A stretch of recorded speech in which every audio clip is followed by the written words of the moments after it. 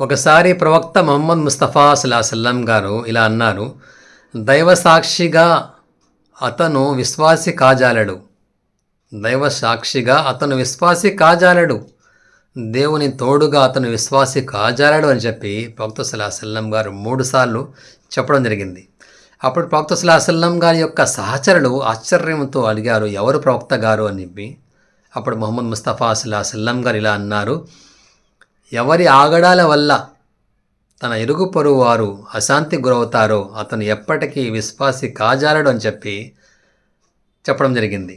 కాబట్టి మనము ఒక సమాజంలో ఒక మంచి వ్యక్తిగా జీవించాలి అంటే మన నుండి ఇతరులకి ఎటువంటి అసౌకర్యాన్ని మరియు చెడు జరగకుండా వాళ్ళకి మంచి చేసే ప్రయత్నంలోనే మనం ఉండాలి తప్ప ఎటువంటి ఇబ్బంది కలిగించకుండా వాటికి తోడుగా ఉంటూ అన్ని విధాలుగా సహకారం చేసుకుంటూ పోతూ ఉంటే ఒకరి మనసులో ఒక ప్రేమ అనేది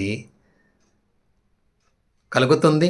మరియు ప్రేమ సహకారాలతో ముందుకు పోతున్నటువంటి ఒక సమాజం మనం చూస్తూ ఉంటాము.